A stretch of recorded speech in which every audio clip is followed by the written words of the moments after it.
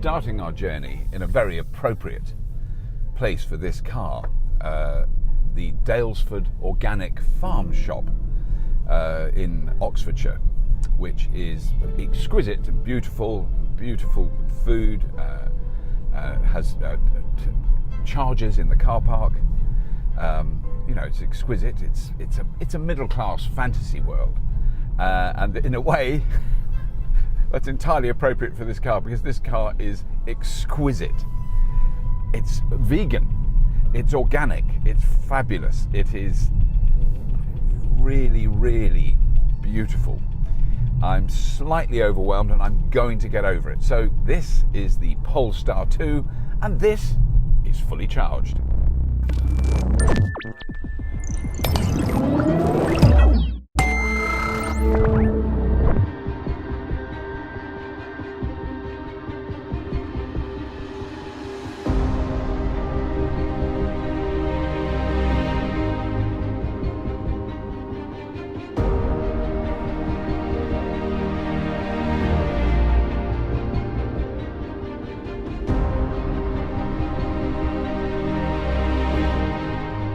So what I'm going to be talking about today in this car is absolutely specific. All I am going to do is compare this car to the Tesla Model 3.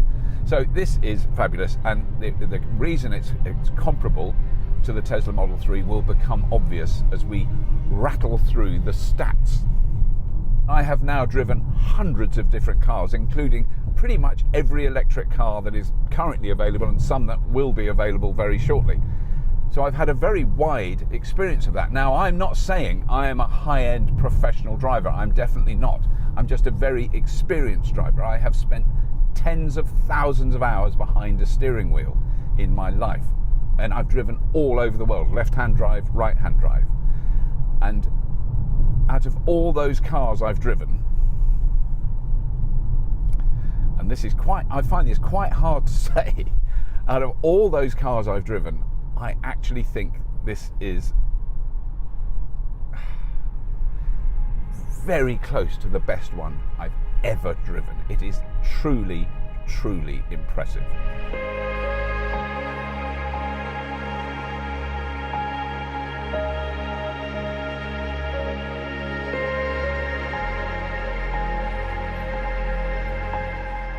The human-machine interface on the Polestar 2 is way out ahead. It's better than any other car, including Tesla. Now, I know this because I've driven a Tesla Model 3 for 12,000 miles. I've driven a Tesla Model S for 80,000 miles. I know Teslas very, very well. This car's interface is exquisitely well done. It's simpler. It's not as quirky. It's Android. You'll be able to use this the moment you get in. You'll find out the menus are all really clear, how you control the car, how you change settings in the car. There's a manual on there which tells you how to do it in case you're not sure. It took me seconds to get used to driving this car. It was an absolute doddle. It is built in China with Chinese components. It's got Chinese batteries. It has a Chinese drivetrain. It is a Chinese car. It is 100% Chinese. But the brand Polestar it was the performance car brand of Volvo before Volvo was owned by a Chinese company. So Geely bought Volvo in 2010. There's a really important caveat, I think, and a really interesting thing. So when we featured the Xiaopeng P7 and the Aura 1 or whatever, the little Chinese car that Elliot Richards reviewed for us in China, we got a lot of comments, and some quite abusive and nasty ones, about the fact that people wouldn't buy it because it was Chinese, and they would never buy anything that was Chinese, and and it was the whole thing about Huawei, the Chinese government, Hong Kong, all those things about China. A lot of criticism like that, and I couldn't help. I did reply to some of the people. I tried to be polite and kind, to say I'm just intrigued as to what technology you're using to make this comment, because no doubt it is using a piece of electronics that is made in China. So now we're going up a hill. I'm making sure that there's no one in the way. Now that That is impressive acceleration. If someone who's never been in an electric car is your passenger and you've got one of these and you want to show off, they will be impressed by its power and its speed. So here's a nice bend that I would actually take slightly slower in a Tesla. Just does not care. Just is not bothered. It's quite a hard ride, as other people have mentioned. It's not a sort of luxury smooth ride. It's got quite a firm ride, but it's so confident. And there's a Tesla Model 3 going the other way, which looks really interesting now, because I think aesthetically, and I know this will annoy a lot of Tesla people, I think aesthetically I prefer this to the Model 3, and yet I absolutely adore driving my Model 3. I'm not going to denigrate the Tesla Model 3 in any way. I think it's the best car Tesla have ever made, and it's the best electric car on the market at the moment, until this arrived. And now it's debatable, and it really depends on your aesthetic sense and one other vitally important thing. So in every respect, this car is so close to the Tesla Model 3, it's comical and possibly not accidental.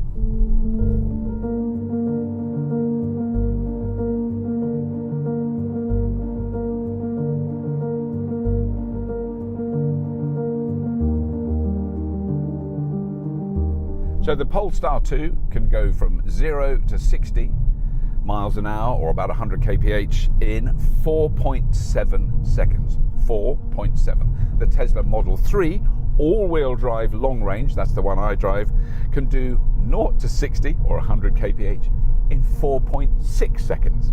It's 0.1 of a second faster, the Tesla is, than this. The Polestar 2 has a top speed of 130 miles an hour or 209 kph. The Tesla Model 3 has a top speed of 145 miles an hour or 233 kph. So the Tesla is a little bit faster. You could lose your license a little bit quicker. The Polestar 2 has a range of 240 miles or 390 kilometers. The Tesla Model 3 has a range of 280 miles or 450 kilometers. The Polestar 2 costs £46,900 and the Tesla Model 3 costs £46,990. But those comparisons, I think, are absolutely extraordinarily close. So there is one problem on one thing that sets this car apart from the Tesla Model 3. So it's a Chinese car, but it is entirely reliant on a European charging network, which I am going to say very clearly is improving at an astronomical rate, but it is discombobulated. It is hundreds of different suppliers with hundreds of different arrangements all over the place. So for that extra £90 that you're paying for a Tesla Model 3, you can drive, if you're in Europe, anywhere in Europe, if you're in North America, anywhere in North America, if you're in China, pretty much anywhere in China. And it's so easy to use. You don't need a tag, you don't need membership, the car knows. So you drive up to a charger, you plug it in and it starts charging. There is nothing else to do. So that is what sets this car apart. If you buy this car, you will not be disappointed. It is brilliant. There was a time when every single automotive journalist would go, you know, there's something or other, Tesla killer. No, this is a brilliant competitor for the Tesla. This will shake Tesla up. It will make them try harder to make their cars better, because this is bloody good. It really, really is amazing.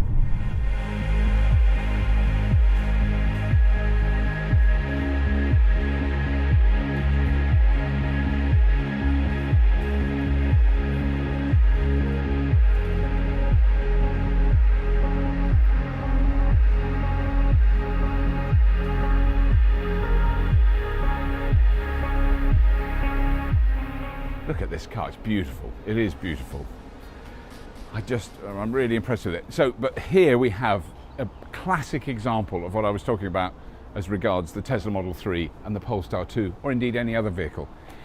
Over here we have 4 beautiful Ionity chargers recently installed. One of them works. 3 of them have failed, because that's where I was going to charge it over there.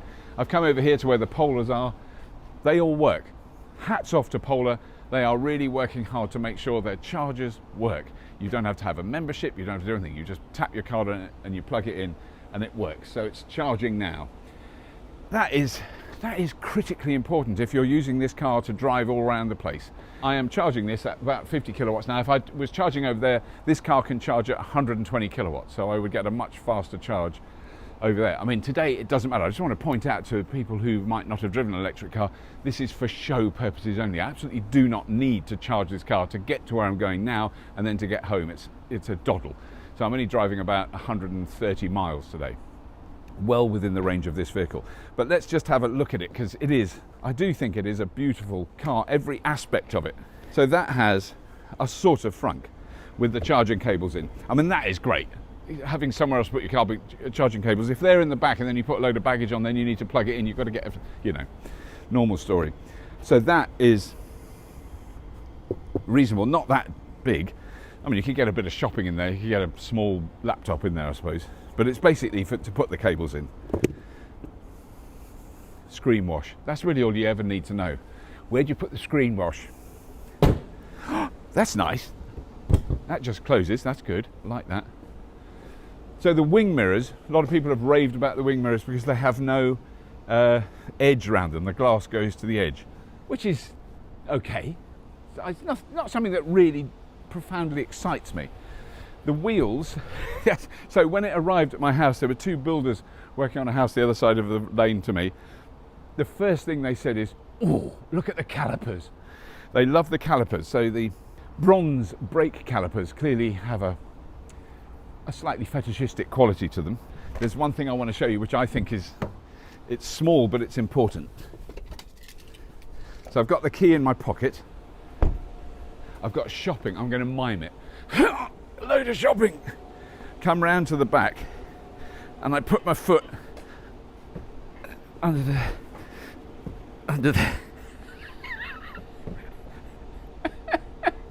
let me try again. So I've got my shopping. Oh, it's really heavy. Move it a bit. And then I go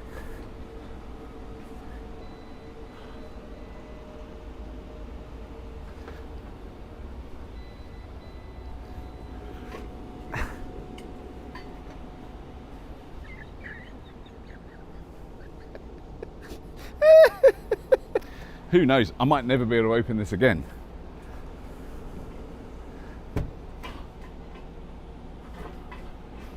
So the back of this is slightly smaller, I've read, than the Tesla Model 3. I can't really tell, it's not that much difference, but what is nice, it's a big flat space, really flat floor, a little side pocket there, but this is what I really like, this thing. Oh, there. Now that, you go, well, what's the point of that? Well, it's got two little hooks there. You put your shopping in there. If you haven't got a load of shopping and filling up the whole thing, it means it's not going to be flying around. It's held in place by that little flap. But this is what knocked me out. Underneath there, massively extra space. You could get a lot of luggage in that.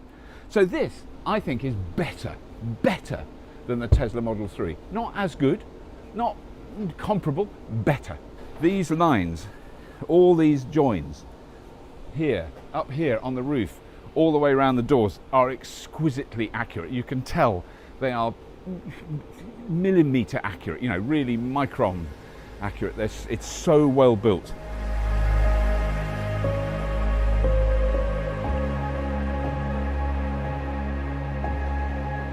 So, I mean, I can't even sum up because it's just, there's no way of summing up in one way. It's an emotional, I'm having an emotional response to this car. I absolutely beep, not suitable for children, love it. It is an amazing achievement. It really is. It's right at the very top of any electric vehicle. I drive a Tesla Model 3. I honestly think this is as good in every aspect except public charging. That's really the big advantage that the Tesla has. But this car just looks gorgeous. It goes like stink if you want it to. It also drives very sensibly with sipping energy, considering its size and the power behind it. This is going to sell. People are going to buy this. People will want this car. People who can afford a Tesla Model 3 have a choice now. Have quite a lot of choices. I mean, you get to go for an I-Pace, which they're selling loads. Jaguar are doing very well with the I-Pace, and rightly so. But this is going to do really good business. We are very proud at Fully Charged of our independence. We do not get sponsored by any big companies or anything like that. We are entirely dependent on the generosity and the incredible generosity of our Patreon supporters, of which we have over 3,500. It is amazing. We could not make this show without them. So if there's any chance that you want to have a quick look at the Patreon link that's beneath this video and just consider it, we'd be extremely grateful. I don't care if you do it or not, it's up to you. I don't care if you subscribe or not, but it would help if you did, because you won't miss out any of our amazing shows. What I do care about is that you watch Fully Charged, because we are making some brilliant shows against all the odds. It's really quite complicated to film this stuff at the moment, but we are managing, and I'm really proud of the team who work incredibly hard at keeping this show going. It's really, really important that they get the thanks that they very much deserve. So that's all I can say. Patreon, subscribe, love you all. As always, if you have been, thank you for watching.